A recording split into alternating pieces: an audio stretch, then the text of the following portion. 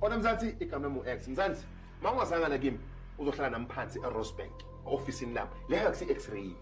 Sichithe kula manamba lawa alana below screenini, ukhulume nathi officeini bese bazokubhukhela ukuthi uze nini sizoyenza i-back story. Le ndaba u-entertain ama social media, i-X-ray ayikaze yahlala ku social media. Ngeke uzuyithole. Ngiyazwa bathi hayi khona umuntu ukhuluma njengawe as long as umuntu aku social media scam. Waze officeini eRosebank uzohlala nami phansi. Asambe sibuku namhlanje njengoba sila officeini sisiza bani simsiza kanjani.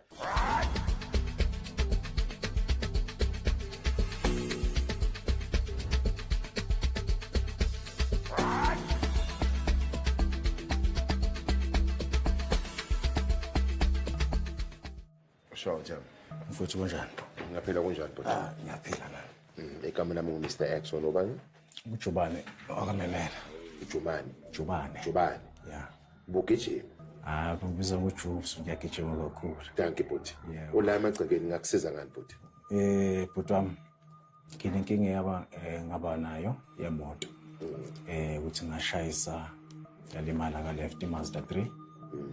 2017 model. So ngayisa kuma mechanic eSoshanguve ema XX. So umfowethu lo uzongilungisela ngo14,000 imoto. Iside le. Then ngambhadala 14k. Awukhuphula iphimbo bhuti ya. Bese wenze njani? Yeah, ngambhadala kancane 14k. It was ngathi October. Nakhona ngijahela ukuthi ngoDecember ngifuna ukuthi ibilungele imoto ngihambe ngiye eNatal. Then umfowethu ke wadelaya ke kungikhandela imoto. Kwaze kwaba u2023 ngoMay ngadecide ukuthi yazini umfowethu 6 months yonke akangikhandela imoto. Uyalena le. After 6 months. Yeah. Usuqedile ukukhokha ke wena lapho. Siqedile ukukhokha mina. Kodwa imoto dololo. Ngadecide ukuya ke. Ngafika kuye ngacela ikheze imoto yami. Sabambana nje. Ngathi mfowethu ngicela ungikheze imoto yami ngihambe. Engasafuni ukukhetha, hayi ngizoyikhanda ngizoyilungisa mlungu. Ngathi angisafuni uyikhanda. Ngayithatha ngayahamba. The following month ngavula icase ePretoria North. Yeah, sahamba icase. Bakhipha ama warrant of arrest.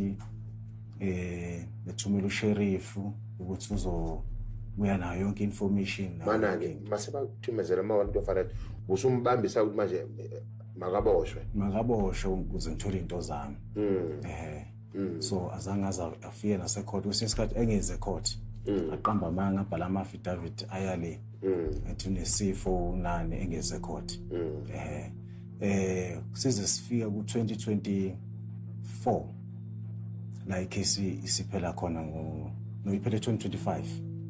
Yeah. Ukuthi sikufanele manje angibhadale ngoba icala ngalwina. Yeah.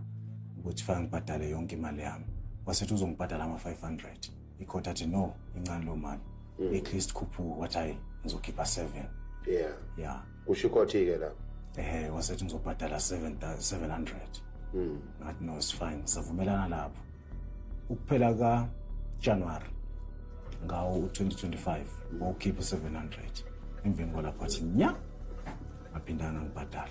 So sikhuluma nje kunonyaka manje. Uthulile. Mawumthinta uthini? Ngake ngamthinta athi ngizokubhadala mlomo. Ngisesebhizi ngizobuya kwavala ifoni. Mafuni seyavala nje. Manje ulana manje uthi uX akusiza ngani? Ithi manje ngisize mfowethu ungilekelele ngiyolanda imali yami kumfowethu. Manje usheriff uhlulwe yini ke ukuthi adelive? Angazi ngoba usheriff ngathi uye ngathi 4 times. Nginama payment ka sheriff of 6. Yeah, ngasho ka 6 times. Hayibo. Yes, I 6. Sorry uyakhokha. Sekulo ngiyakhokha nje. Kodwa lutho. Ama 600, 500, 700. Sheriff. Yeah, akhona ngine record yawo. Manje ecourt bathini ke manje? Ecourt nansi judgment eyayikhona before icase iphela nje. Yes, imali 14k plus nale ka sheriff. Angisabhadale kayi2 sheriff. So le elandela ama sheriff ayi4 alandela muva ke lawo ukuthi ngama proof akhona la waka sheriff. A sheriff, yes. So welcome back to the channel, family. And today's story hits differently because it's not just about a random stranger scamming someone. This is about a friend, someone this man trusted enough to hand over his car to, believing that friendship alone would guarantee honesty and fair treatment. And unfortunately, this story proves once again that friendship, without accountability, can sometimes be the perfect cover for exploitation. So here's what happened. A man takes his car to a friend who works as a mechanic, trusting him specifically because of their personal relationship. He pays 14,000 Rand for the repair, expecting that the bond of friendship would mean honest, quality work. Uthi manje imali yakho isilaphayana ku 15,700. Yes, le. Mangithi add nale 4 sheriff enye seceleni engakho kwi-record la. Ithi 18,172. Manje yona why ingekho ku record? It's a proof, ingama proof like letter, yes. So sihlezi ku 18,000 manje. Yeah. Masifika lapha nathi ayichapoti mina no. Ngiyafuna ukumkhokhela kodwa nginamali. Siwenze njani ke manje? Hayi mfuthu. Ngicabanga singacinga ukuthi singaqubula ini. Lapha kuye. Lapha kuye. Undawo naphi yena? Sema XX social move. Thank you bot. Yeah. Ufanele.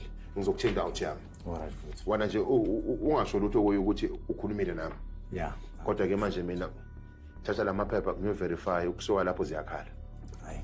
Ngakujabulela lokho mfuthu. Uzongiphumela manje bot. Oza.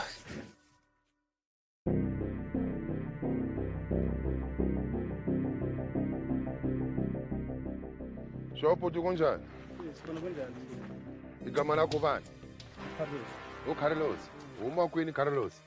Umamzambi. Umamzambeki. Imiqolani bakho iX.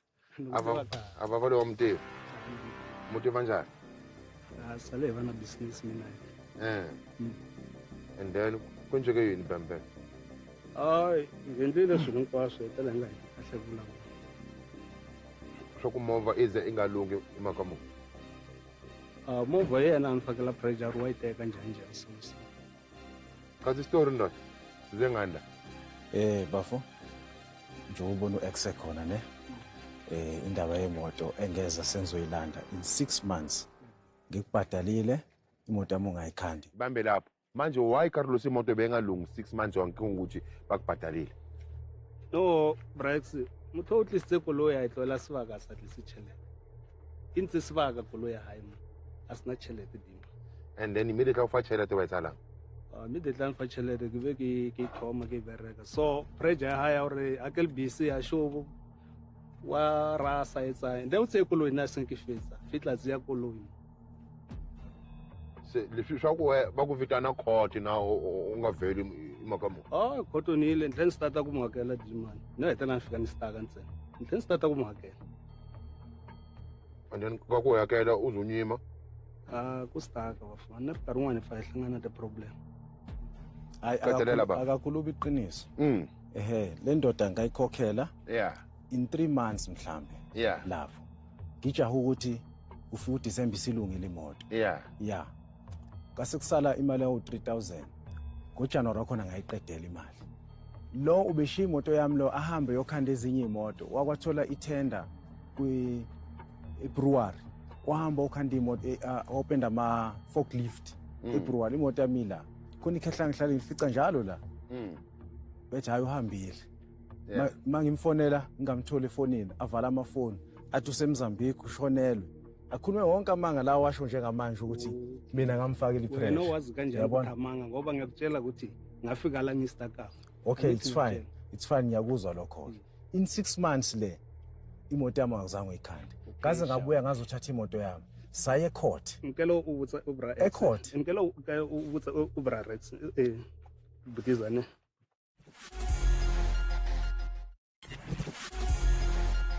If wena utlisa koloi utlisa deposit o reka everything or o tloetse koloi mo ya nna ya uzula tšhelete. Malini wangitshaja yona? Chacha, I think it's 14,000 rand. 14,000. Ibe la bengutshele wathi ukulungisa imoto bengutshele 22,000. Rabulisana ka hore dichomi na re dichomi na kwena. Hayi ndoda khuluma iqiniso. Ungajika indaba. Ungajika indaba. Okay, ungajika indaba. Lungile. Yeah. 14,000 wawuthola ngithi. Yeah. Sizichumi. Ngakunika 14,000 wangayikhanda imoto yami. Gazi ngakuse court. Yini engenza ukuthi ngikuse court? Ingoba wona ungikhokheli imali yami. Yabona? Sayi court, court wona wathi uzokunikeza u700. Waqala 500. Icourt athi no. Incane lo mali. At least ikhuphulwa wathi okay 700. Ongibhadala kayi1. Into yani 2023. 2025 manje. Yabona 2026 manje school. Yabona? Unukubhadale kayi1. Right, ukolota malini manje? Maybe even a bit of extra care compared to a random mechanic off the street. But instead, the car never gets fixed. Now, let's really sit with how disappointing that must have felt. Because when a stranger scams you, it's painful. But when a friend does it, it carries an extra layer of betrayal. Because you weren't just trusting his skills as a mechanic. You were trusting the relationship itself. Naturally, the man goes back looking for his money, expecting that at the very least, if the work couldn't be completed, a refund would be the fair and respectful thing to do between friends. But instead, this friend starts playing the same tired game we've seen far too many times on the... Imali ngikolota yona. Yeah. Seyiyonke ngihlanganisile 18,000. Yazwa ke Carlos. Manje ke la namaphepha Carlos aphelele. Osecourt. Kufunakala 18,000. Maye ngekho wafika. Mntadakatela ngikwazi lesi. Nishiyana kule empty. Sokukawe. Nelapho ngisho. Iyazi Ntshebe lo ngihlale ngifica njalo la. Ikhanda imoto zayo le Ntshebe iyazi. Yena imali engiyazi ukuthi kumele ukuthi ngikwazi yona ikhothe engangitshelene. Ngitshele ukuthi angibisele 14,000. Okhipha amaphepha wabona. 18,000 angiyazi. Uyazi. Okay mfowethu. Uzoyazi ke namhlanje. Manje mawuthi wena Carlos imali ayikho. Kunani? Komanje akunani next. Komanje akunani next ngoba lana ukutshontsha abatshontshile akunafokolo. Akunani next ungangena ubhekana lapha esitorweni lapha. Akunafokolo. Carlos. Awunteki serious ne? Ngiteka serious. And nakubona right rawona uteka serious. No respect. Line. Nikunyika chance swa ku u thaya swa loko ku we amala una yona se una yini ke? Ngothi ka kutlanga ndweni. Se ka swa ku tlanga bafana. No tlanga buru. Ngivulavula ntisi nga helela. Sweswi uslay la nga kona ngikoma stress swin'wana. Swi na swi tlanga. Ai famba u ikomba 14,000. Ible document le enemali. Ubona la bright akunafokolo. Ahlangene. Next. Yeah. Compressor yami is gone. No. Akunafokolo. Yeah. Ngibangela. That's why ngikhuluma ngistucky ine problem. Asokuthi ngistuck ukuthi ngingambhadali imali no. Ufuna ukuthi ngambhadali. Sheriff plus nelokhuza. Ubona kuna next. Ne-payment. Ayifambe kwakho Carlos. Khona liwale shota le-sheriff. Oyikhomisa ama-TV ayifambe.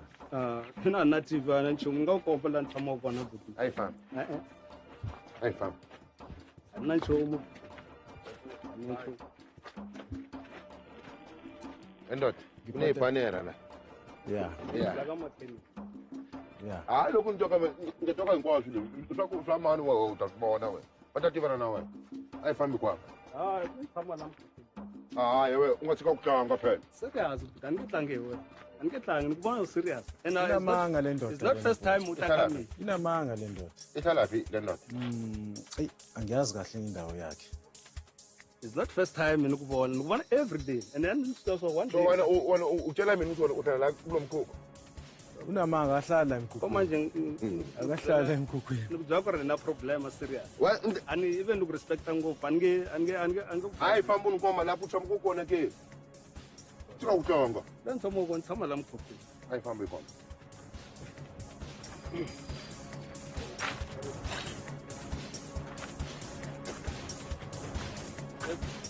Now you don't want to come out. That's it.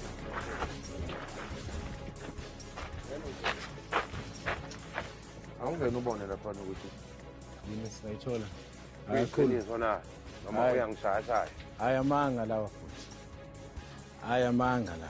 Uzwa nje? La amanga lawa kahlala lo mfowethu. Yeah. Yeah, bengiza la sometimes ngize ngokhe naye ugibela itaxi Ngazi uhlala emathithi or somewhere. Uyabona ukuthi uhlala ngami. Ukhuluma manga.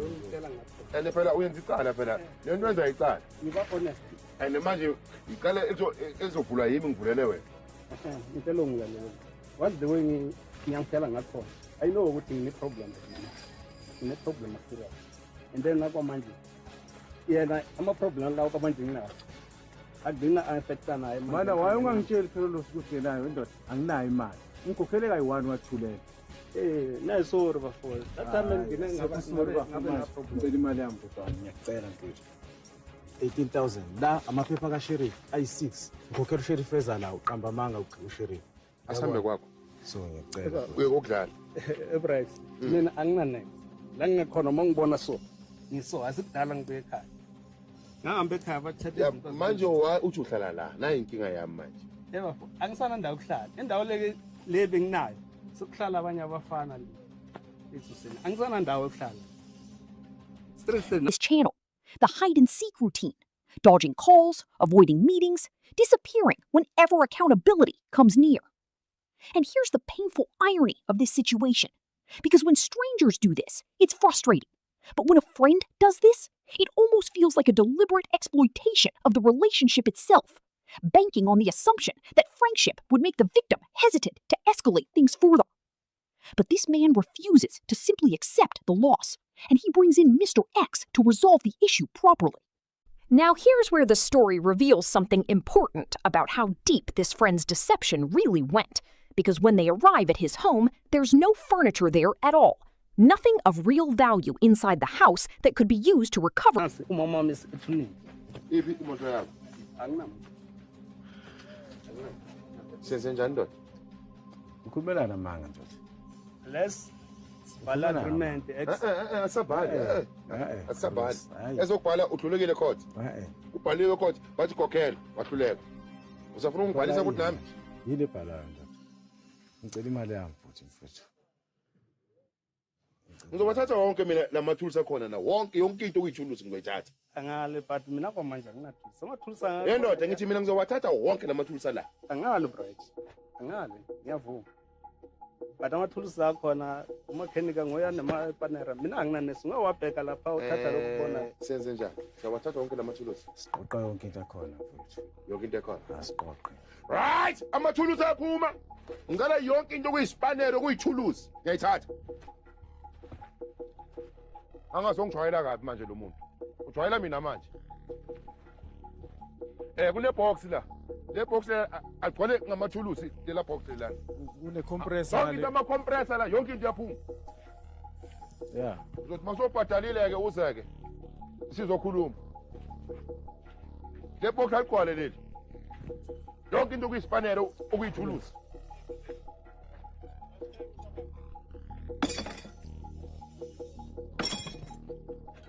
kune compressor la iphi le compressor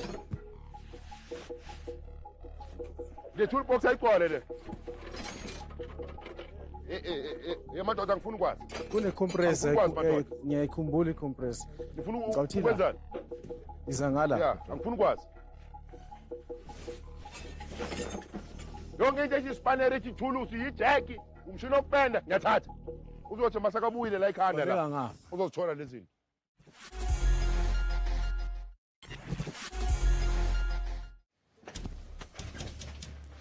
Khona la icompressor Angiyiboni. Samuela. ihlala ngala Into eyisipanere nje haka. grind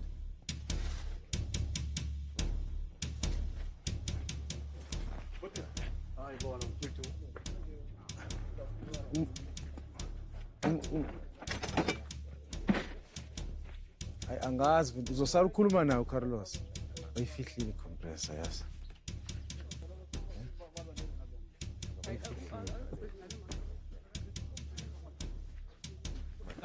Carlos. Aju, autotovulela Tesla. Akinyakutsiba. Ya akinyakutsiba. Akinyakutsiba. Mara rolukisa kanti kulitsa ba. Uthisa ngeke. Why is the compressor na ipenta kolo ya high? Kache kwa sathi ya dlusa batho. Koira. Ngiyayibhatla 14,000 ngiyayibhatla. 14,000 ngiyayibhatla.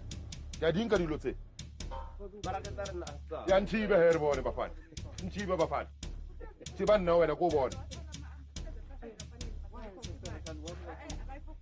La majeke lawo ngiyawadinga la majeke lawo.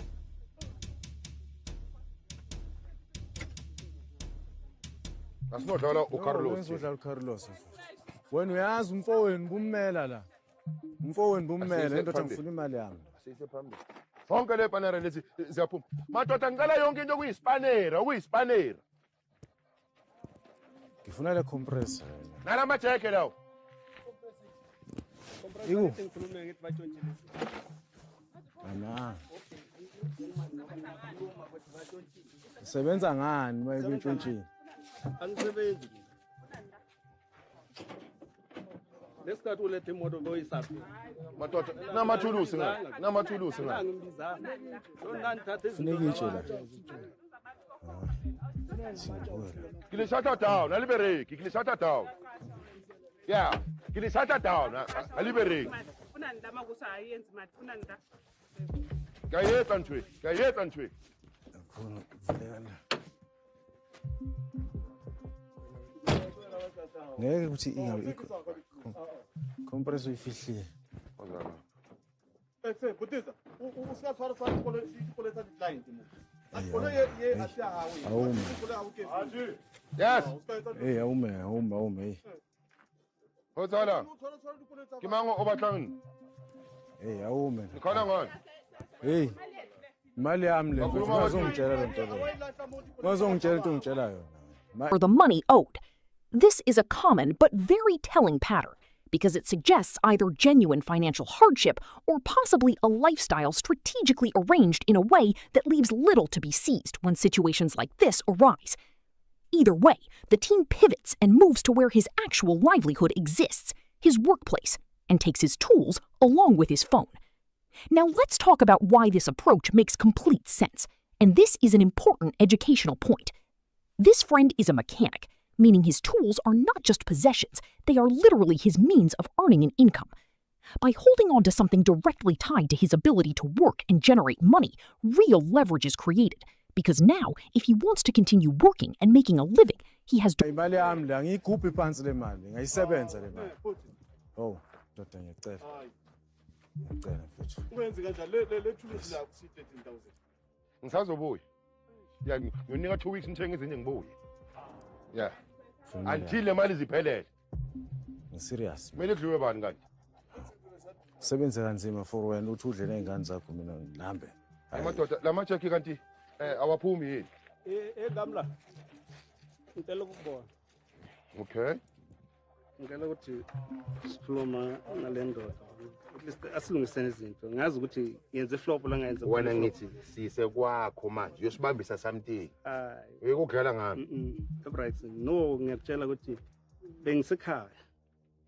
Ngithola izinto zami ezimoshakele. Enekhaya ngahlala isikhathi ngivalwe ngamanzi. So kwamanje ngistranded nami ngoba. But if sihlale phansi sibonisana ngitshela ukuthi Carlos ngicela ubhadale indoda amthathelile ngileso. Ngizohlanganisa. Noma ungabuya noma sinini ayikho inkinga. Uzohlanganisa malini?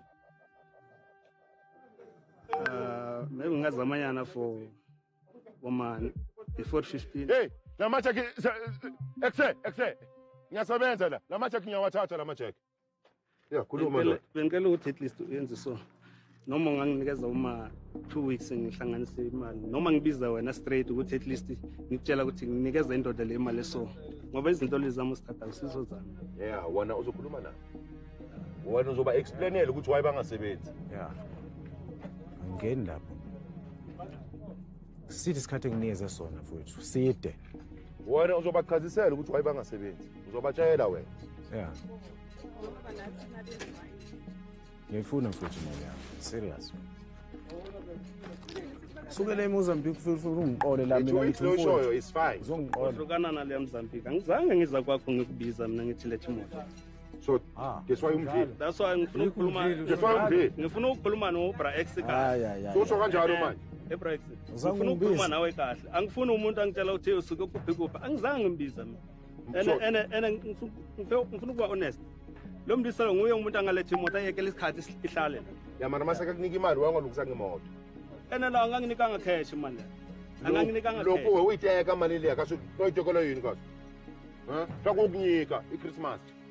Ngothi kokuqala imoto yakho ngomfana. ipendile jimani ipendile bashapa kube lokuyithengisa uyithengisile Isithi bayahlanya ecourt. bayibonile Noki yahlanya. bayibonile khotho le moto bayibonile khotho le moto Yes. bayibonile khotho Bayibonile. straight Show them. live Bakubuza na ukuthi le moto ungayithengisa egarage. ngingayenzi kanjalo wayenzani le moto because akazuyenze lutho wena Ungathengisa imoto ehwayekile so. Egarage. sayidayisa le moto very cheap ngoba ngenxa Awu ya reverse van. hawu Uthi ngothi Reverse van. Singamthatheli ngale phone. asithathe. Hayi ifoni yaphuma. mangiphi style Okay please. mangiphi Yeah, ngikhiphi. Izophuka phela. Right. Wena ke manje ke kwemama ukuba Yebo futhi. awusipalele amanamba phone la wakabhuthe ephepheni simshiyele. Bamba le phone le. Wena uzofonela ifoni yakho. Masohlanganisile imali. akafana ngengisayifuna Asambe. Mama. Good. Nazi izinto esizitholile. Lapha kunanix. Uhlala emkhokhweni uyabhayiziseka. Uzizwa kanjani wemama? hayi sijabulile kakhulu ukuthi at least khona kuncane sikutholile Yeah. ngingaphelelanga kodwa Awuthiyani? Ungathini wena? Hayi nami ngijabulile mfethu. Noma eqamba manga nje ukuthi uhlala kuloya mkhukho omncane. Yeah. Hayi lo ngiqinisi kodwa nje ngijabulile ukuthi kwazile ukungilekelela nabafowethu futhi ungathi ungakwenza nakwabanye. Yeah. Yeah. Ngijabule kakhulu. Alright. So makakuthinta uzokuthinta kuye ifoni. Kuyifoni. Yeah, please wenze sure ukuthi lezi zinto ayinakakela kahle ayilahleki. Yeah. Until azaqeda ukukhokhela. Yeah. Ongenani ungithini? Ngikuthini. Sizobona ukuthi senza kanjani. No problem. Right ke amagameni okugcina ngingavalelisi. Ngithanda ukubonga kakhulu ku-X Repo nalokho asenzele khona. Alright. Ningangena emotweni. Siyabonga. Ungayivala bhuti. Okay, but Wala mzansi. There's no way ukuthi wena ungafika la icourt ikhulumise wena uzenze above court. No man is above our law. Icourt mayikhulumile is final. We all need to listen ukuthi thini. Ngirame mlilo. Direct motivation to resolve this debt quickly. This isn't about punishment for the sake of punishment. It's about creating fair pressure that mirrors the seriousness of what he did, taking someone's money without delivering the service they paid for. Now here's where the criticism needs to be voiced clearly. Friendship should never be used as a shield to avoid accountability, and unfortunately, this happens far too often in all communities. People take advantage of personal relationships specifically because they assume the emotional weight of friendship will make the other Friendship will make the other person hesitant to push hard for justice, hesitant to escalate, hesitant to involve outside intervention. But money is money, and a service that isn't delivered still needs to be refunded, regardless of how close the relationship is between the two parties involved. The educational lesson here for anyone watching is this: even when dealing with friends or family for services like mechanical work, it's wise to have some form of agreement, even a simple written note or message confirming the amount paid and the work expected, because verbal trust alone, even between close friends, isn't always enough protection if things go wrong. And if a friend does end up wronging you financially, remember, friendship doesn't erase your right to fair treatment and repayment. This story is really a reminder that real friendship should never come at the cost of honesty. And if someone is willing to exploit that closeness for personal financial gain, then real accountability, no matter how uncomfortable, becomes absolutely necessary to protect yourself. That's it for today's commentary, family. Drop your thoughts below on how you would have handled being scammed by a close friend, and I'll see you in the next Infinity Breakdown.